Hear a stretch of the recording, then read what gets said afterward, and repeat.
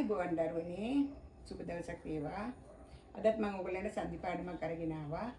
ඔයගොල්ලෝ අහලා තියන්නේ හොඳට දන්නේ පළපුරුදු ලේසිම ලේසි සංධියක්. ඒකට තමයි පූර්ව රූප සංධිය කියලා කියන්නේ. මේ පූර්ව රූප කියන්නේ පුතේ පූර්ව කියන පදේ ඔයගොල්ලෝ හැමදාම අහලා තියෙනවා. පදයක් විසන්ධි කළාට පස්සේ පෙර පදයටයි පූර්ව පදේ කියලා කියන්නේ. දැන් මෙතෙන්දී පෙර පදයේ අග තියෙන අක්ෂරය තමයි ක්‍රියාත්මක වෙන්නේ පූර්ව රූප සංධියේදී. දැන් බලන්න මම නිදසුනක් ලියලා තියෙනවා කම්මල කියලා වචනයක්. කම්මල සංධි වූ පදයයි. ඒක සංධි වෙලා තියෙන්නේ. අපි කියන්නේ කම්මල. කම්මල. මොකක් හරි වැඩක් නිෂ්පාදනාගාරයක් වගේ තැනකට අපි කම්මල කියලා කියනවා. හැබැයි අපි දැනගන්න ඕනේ කම්මල හැදුනේ කොහොමද කියලා පොඩ්ඩක් ඔයගොල්ලෝ මේ විසන්ධි කරලා බලනවා. කර්මාන්තන ශාලාව. කර්මාන්ත ශාලාව කියන්නේ ඒක අපි තත්භවයට කියනකොට කම්හල. ඔන්න විසන්ධි කරනවා මම. කම්මල විසන්ධි කරනවා බලා ගන්න. කම්හල. කම් කියන්නේ කර්මාන්ත කියන එක. හල කියන්නේ ශාලාව කියන එක. කම්මල විසන්ධි කළා කම්හල කියලා. දැන් ඒ වුණාට අපිට කම්හල කියන්න අමාරුයි. අපි කම්හල කියන්නේ හැදුවත් අපිට කියවෙන්නේ කම්මල කියලා. ඒක තමයි අපේ දිවේ තියෙන මේ උච්චාරණ ඉන්ද්‍රිය පද්ධතිය ක්‍රියාත්මක වෙන විදිහට පද සංධි වෙන විදිය. එහෙනම් අපි බලමු කම්හල කම්මල වෙන්නේ කොහොමද කියලා. අන්න එතෙන්දි තමයි මේ පදේ වචනේ මාතෘකාව ගැන අවධානය යොමු කරන්න වෙන්නේ.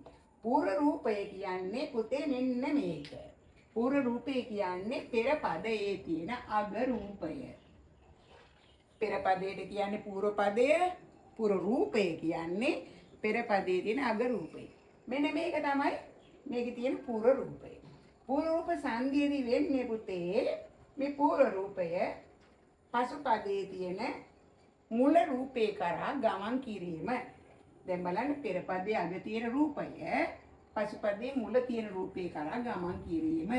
ඒ ගමන් කරනකොට පුතේ මෙතන තියෙන රූපේ ඉවත් වෙලා මෙයාගේ රූපේ මෙතෙන්ට යනවා. දැන් ඔන්න බලන්න මේක කාම් කියලා මම ආයෙලියනවා කාම්. මෙයාගේ රූපේ මෙයා අරගෙන යනවා පිටිපස්සට. දැන් පුතේ මේ හයන්න ඇතුලේ තියෙනවනේ අකුරු දෙකක්. ඔයගොල්ලන්ට හැමදාම කියනවනේ මේ හයන්න ඇතුලේ තියෙන අකුරු දෙකක්. මම නැවත කියලා පෙන්නන්නම් ඒක. බලන්න හයන්න කියන්නේ හයන්න හැදෙන්නේ පුතේ අකුරු දෙකක් එකතු වෙලා. අල් හයන්නට අයන්න එකතු වෙලා තමයි හැදුනේ. දැන් බලන්න මෙයාගේ රූපය තව සැරයක් යනවා. මෙයා අරගෙන යනවා පිටිපස්සට. පූර්ව රූපේ කියන්නේ ඒකයි. පූර්ව රූපේ පිටිපස්සට යනවා. ආපහු මෙයා අල්මයන් අරගෙන යනවා. අල්මයන් අරගෙන ගියාම ගිහිල්ලා මේ තිබිච්ච අල්හයන් ඉවත් කරගෙන මේ ඉතුරු වෙච්ච ස්වරය මෙයා කැඳව ගන්නවා ළඟට. මෙහෙමනේ. පූර්ව රූපේ අග තියෙන අකුර අල්මයන්. අපි ලේසි වචන වලින් කියමුකෝ පෙර පදයේ අග තියෙන අකුර අල්මයන්. ඒ අල්මයන්නේ શબ્දේ තමයි දිත් වෙලා දිත් කියන වචනේ පාවිච්චි කරලා වරද්ද ගන්න එපා. දෙගුණ වෙලා තව සැරයක් පිටිපස්සට යනවා. ඒ පිටිපස්සට යද්දී එයා මොකද කරන්නේ? අර හල කියන තැන තිබිච්ච අල්හයන් ඉවත් කරගෙන එයා එනවා. ඇවිලි වෙලා මෙතන තියෙන ස්වරයත් එක්ක එකතු වෙලා ඊළඟට මේ ලයින් එක කොහොමද ලියාගන්න ඉපේ. දැන් ඒකවල බලන්න මේක අපි එකතු වෙනවා. එතකොට කම් බලන්න කම්මල වුණා. වෙන විදිහකට කිව්වොත් ලේසියි මෙහෙම කියන්නම්.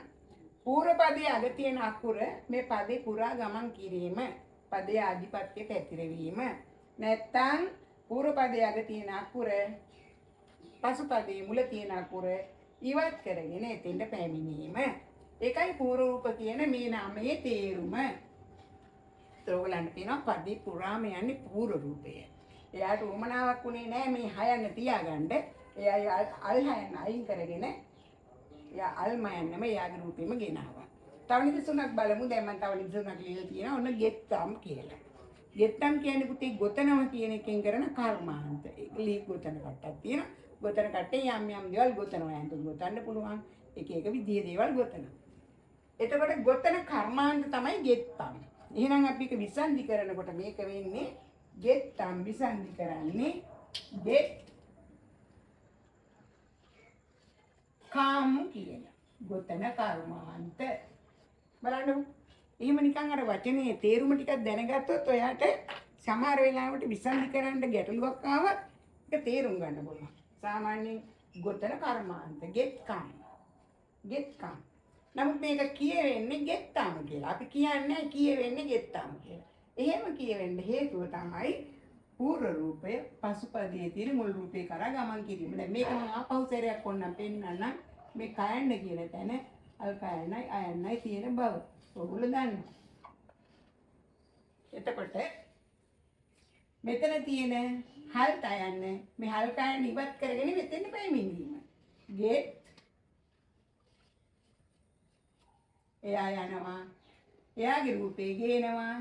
මේක ඉවත් කරනවා. මෙතන පැමිණෙනවා. මේ බලන්න. මේ අල්ත යන්න පූර්ව රූපය පසුපදයේ මුලට යනවා. පසුපදයේ මුල තිබෙන හල් කයන්න අයින් කරනවා. අයින් කරලා එයා එතනට පදිංචි වෙනවා. එයා එතන නතර වෙනවා. නතර වෙලා තියෙන ස්වරයත් එක්ක එකතු වෙනවා. ඔන්න බලන්න පූර්ව රූප සංදීපයක නිදසුන. දැන් මේක හැදුවොත් එහෙම අපි ආපහු සංදි කළොත් ගෙත් මේ දෙක එකතු කළා තා ගෙත්තම් බලන්න හරි ලස්සනයි. ඕක හරිම ලේසි. හරිම ලස්සනට කියා දෙන්න පුළුවන් සංදියක්. දැන් ඕගොල්ලෝ දන්නා පූර්ව රූපේ කියන එකේ තේරුම. දැන් තවත් නිදසුනක් අපි ලියලා බැලුවොත් එහෙම ගාමු. ඔයගොල්ලෝ දන්නවා අශ්වය ඉන්න ශාලාව. සාමාන්‍යයෙන් අතු බඳින ශාලාව තියෙනවා. අශ්වය තියෙන ඉන්න ශාලාව තියෙනවා. අශ්වය ඉන්න ශාලාවට අපි කියන්නේ පුතේ අස්සල. අපි කටින් කියවනේ අස්සල. ඔන්න බලන්න අස් කියන්නේ අශ්වයෝ ඉන්න ශාලාව අස්සල. අස්සල කිව්වට ඒක අශ්වය ඉන්න ශාලාව හින්දා අපි විසන්ධි කරනකොට මේක ඔයාලා දැන් තේරෙනවා මතක් වේටක් ගාලා අස් ශාලාවට කියනවා හල කියලා. අස්හල අසුම් බඳින ශාලාව අශ්වය බඳින ශාලාව අස්හල. දැන් මේකේ වෙන්නේ තර්කමයි. මෙතන තියෙනවා අල් හයන්නකුයි අයන්නකුයි. මෙතන තියෙන පූර්ව රූපය වහා ගමන් කරනවා පසුපදේ කරා. එයා ගමන් කරනවා. එතන මෙයාට එතන ඉඩක් නැහැ. එයාට ඉන්න ඉඩක් නැහැ. එයා ඉබේම ඉවත් වෙනවා. මෙයා කැඳව ගන්නවා උඩ ඉතුරු වෙච්ච ස්වරය එකතු වෙනවා. එකතු වුණාට පස්සේ දැන් ඔයාට පේනවා බලන්න අස්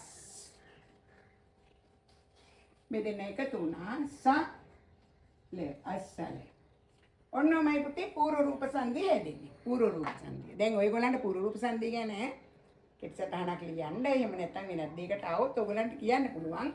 පූර්ව රූප සංධිය කියන්නේ පදේ විසන්ධි කළ පසු පෙර පදේ අග තියෙන රූපය පසුපදයේ මුල තියෙන රූපේ කරා ගමන් කිරීම පැමිණීම.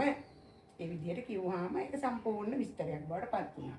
නායි මං කියන්නම් පූර්ව රූප සංධිය කියන්නේ පෙර පදයේ අග තියෙන රූපය පසුපදයේ මුල තියෙන රූපේ ඉවත් කරගෙන එතනට පැමිණීම තමයි පූර්ව රූප සංධිය කියන්නේ.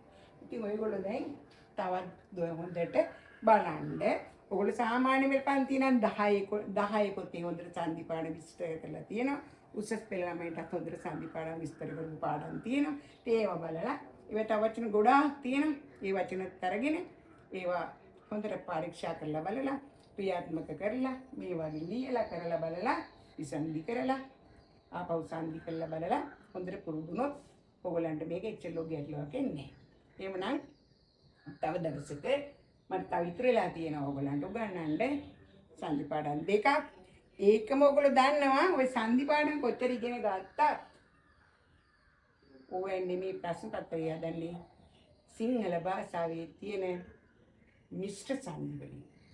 සංස්කෘත මිශ්‍ර සංධි පද තමයි වැඩිපුර එන්නේ. එතකොට මට තව උගන්වන්න තියෙනවා සංධි පාඩම් තුනක්.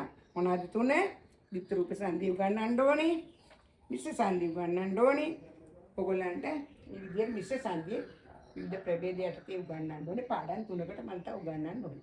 ඒ ටික අරගෙන මම බොහොම ඉක්මනට එනවා. එතකන් ඔබ සැමට සුබ දවසක්. ආයුබෝවන්.